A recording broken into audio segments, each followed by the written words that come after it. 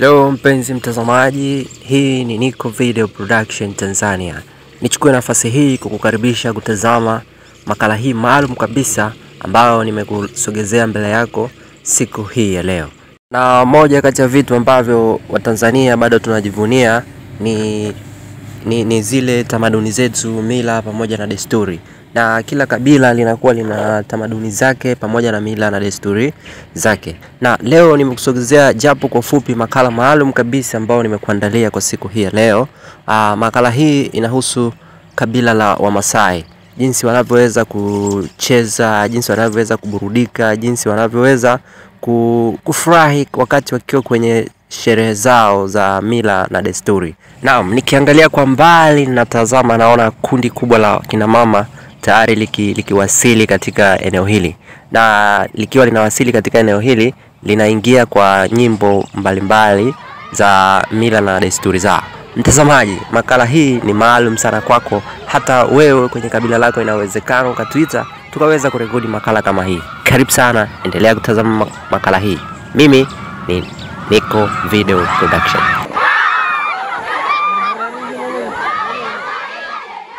Mara nyingi mkuki huwa ni ishara ya ushindi, na siku zote anayekabidhiwa mkuki ni yule jemedari ambao kwa asilimia kubwa wanakuwa wanamwamini sana.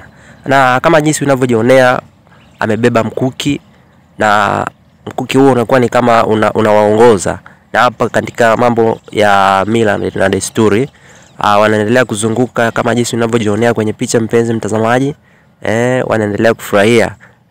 Na sio kufurahia tu, panakuwepo na nidhamu maalum kabisa ambayo unatakiwa kuwa nao. Bila kuwa na nidhamu kuna mambo kadha wa kadha ambayo yanaweza yasifanyike. Naam, kama ilivyo ada, kila kabila linakuwa lina nidhamu, linakuwa lina tamaduni na linakuwa lina mila na desturi zao.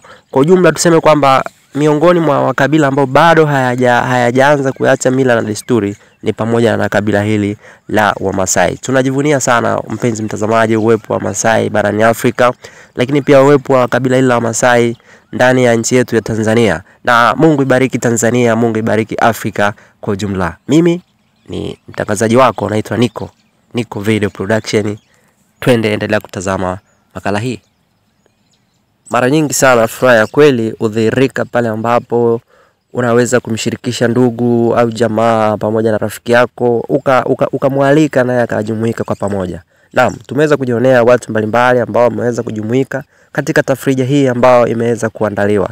Watu mbalimbali wameweza kujumuika kusherehekea kwa pamoja. Mpenzi mtazamaji, umoja ni kitu cha muhimu sana ambacho bado Tanzania na Afrika Mashariki kwa ujumla tunavihitaji sana tuweze kuvifanyia kazi. Naam, ukiwa nyumbani kwako, popote kazini kwako, endelea kuonyesha ile hali ya umoja na ile hali ya kushirikiana katika mambo mbalimbali ya kijamii.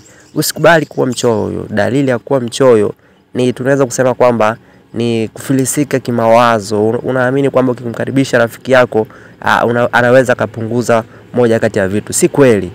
Umoja, upendo katika vitabu vya dini tumeshauriwa sana kuwa navyo. Mpenzi mtazamaji, usitoke katika makala hii, endelea kutazama.